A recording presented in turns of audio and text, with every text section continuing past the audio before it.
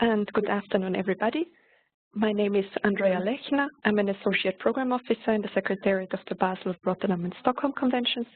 And it's my pleasure to give you a short overview today about the outcomes of the 9th meeting of the Open-Ended Working Group.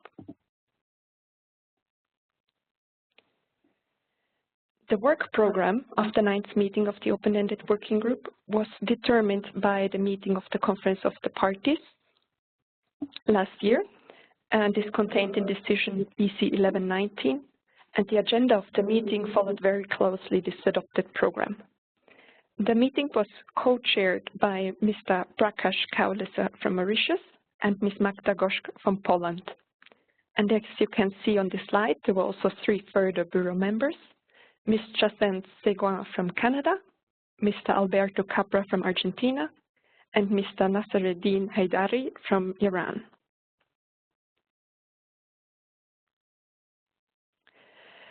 The meeting was held in a new format, which was also decided upon by the Conference of the Parties at its 11th meeting, namely to hold the meeting during 4 days and have plenary sessions during 2 of these 4 days. So that meant that there was, on the 16th and 19th of September, there was plenary with interpretation into the 6 official UN languages, and on the 17th and 18th of September, there were contact groups meeting in English only. There were also pre-meetings on the day before the official start of the meetings, on Monday the 15th of September, on the guidelines on POPs waste and on e-waste. There was a bureau meeting, and there were also regional meetings held. We had a total of 249 participants at the meetings, and you can see here from the different groups of participants. We had 96 parties present, 1 non-party, 9 intergovernmental organizations, 13 non-governmental organizations, 2 UN bodies, and 7 business and industry entities. Thanks to a generous financial support, the Secretariat was in a position to provide financial support for travel and DSA to all eligible participants that requested support. Turning now towards the outcomes of the meeting, in the area of strategic issues, there was a decision adopted on the Cartagena Declaration. The OEWG had been tasked to develop a roadmap for action on the implementation of the Cartagena Declaration, and it did so. And the roadmap contains actions in 4 areas.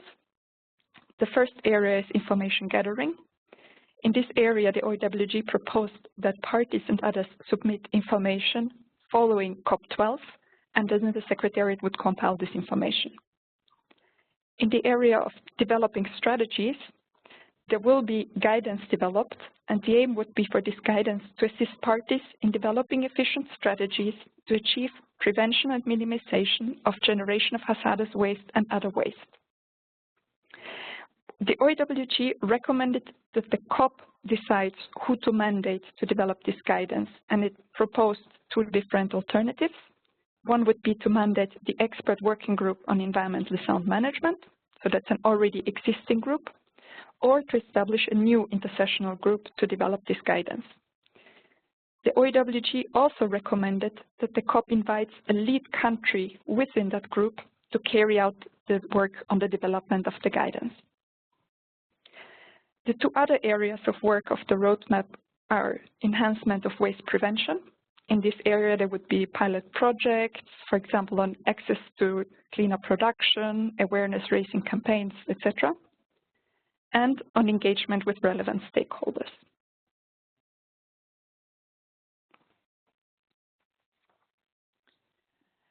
The next topic in the area of strategic issues are the options for the operations of the Open-Ended Working Group. As you might know, the Secretariat was asked to prepare an analysis on 3 different options. These options were option A, an approach which is similar to the approach of the Open-Ended Working Group in the past, for example, at its 8th meeting. And this approach means that you have plenary with interpretation throughout the full duration of the meeting. Option B would be the approach that was actually taken at this year's OEWG, which is to have plenary session on a reduced amount of days. So for example, have 2 days of plenary session and then 2 days of contact groups in English only. Option C was the establishment of a technical subsidiary body, which could be similar, for example, to the POPs Review Committee under the Stockholm Convention or the Chemical Review Committee under the Rotterdam Convention, which means that it would have designated members representing the different parties. During the OEWG meeting, there was a lot of discussion on the different options, and parties expressed varying views on these options. In the end, the open-ended working group did not recommend any particular option to the COP, but asked for, on the one side, additional comments. So parties and others are to submit comments on these options by 30 November 2014 to the Secretariat. And in particular, they should submit comments on the option B, because that is the option that was tested at the 9th meeting. And then the COP12 is invited to take the decision.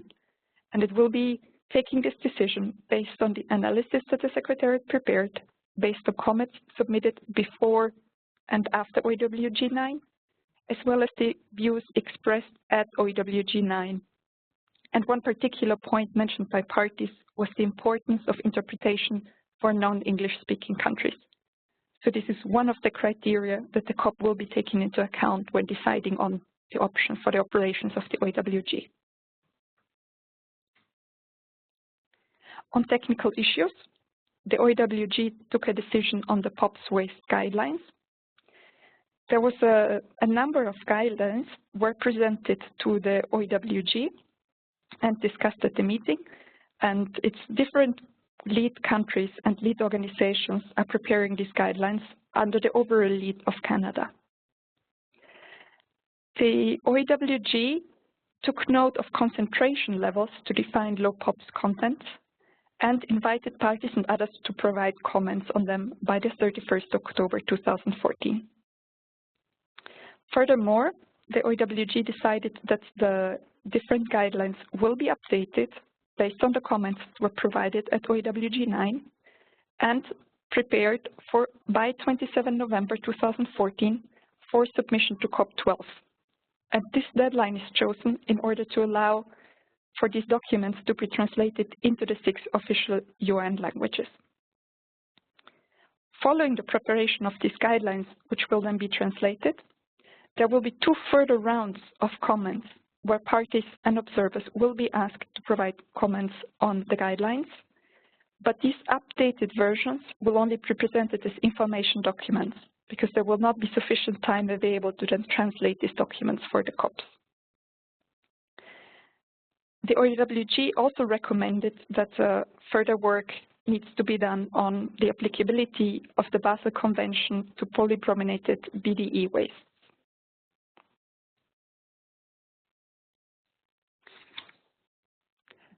On the mercury waste guidelines, there was also a discussion at the OEWG about the latest draft, and parties and others were invited to submit further comments by 30 September 2014. These guidelines will then also be updated by the lead country, which is actually Japan, and then be revised by 20 November 2014. This follows the same approach. The version that is produced by the end of November will be presented in 6 official UN languages to the COP, and then there will be 1 additional round of comments, with comments to be submitted by 15 February, and an updated version to be prepared by 21st of March. This version will again only be prepared as an information document in English only, as there will not be sufficient time to translate it.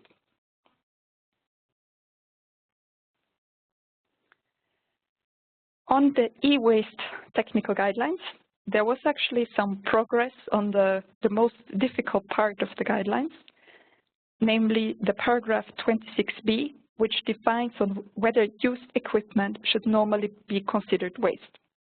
And the progress that was achieved is that the open-ended working group agreed on 2 options. Option 1 would be to reach agreement on paragraph 26b through intersessional work before COP12. If it is not possible to reach this agreement, they decided to include agreed text in general terms as an interim solution. And this is a paragraph Alt 26b. So it would be inserted if there can be no agreement reached on the real paragraph 26b. And then further work on the guidelines could be done after COP12.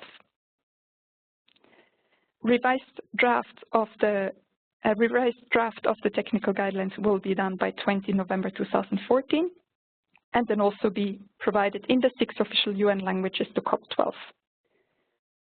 Following this, there will be an additional round of comments, which will then again result in a document that will be presented in English only to the COP.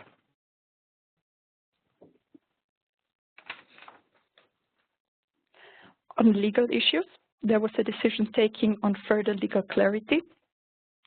The major achievement of the OEWG was to agree on which terms should be defined in the glossary of terms.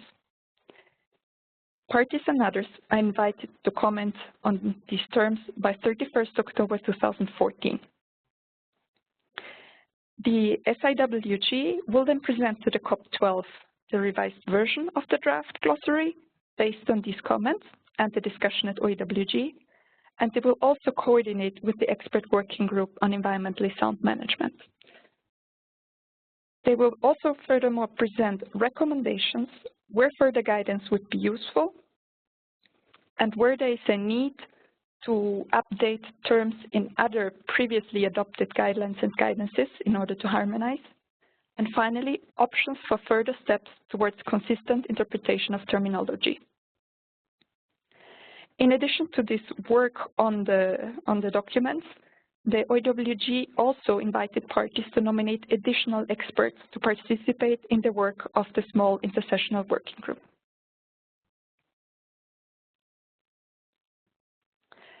A few other outcomes of the meeting.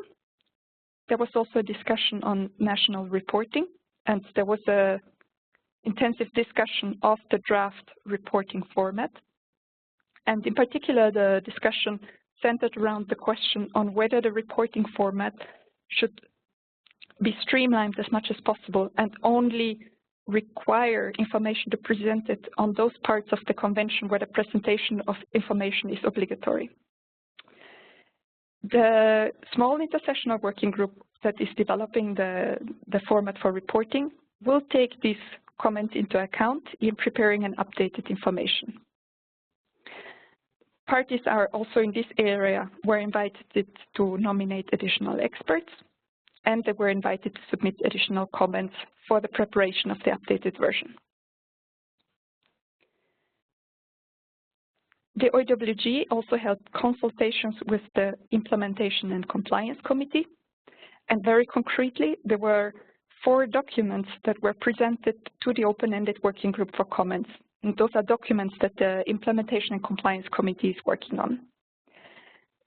These documents were a draft methodological guide on the development of inventories, a draft guidance on the implementation of the Basel Convention illegal traffic take-back provision, a revised draft guide to the control system, and an updated version of the manual for the implementation of the convention. On the 3 first guidance documents that I mentioned, the OEWG invited the ICC to finalize the documents taking into account the comments. And on the last one, the manual for the implementation of the convention, the OEWG actually suggested to the ICC to consider revising the manual through an additional round of comments. So presenting it again to parties and others and asking them for written feedback. There was also an information progress report provided on the work of the Partnership on Action on Computing Equipment, and the OEWG took note of this information.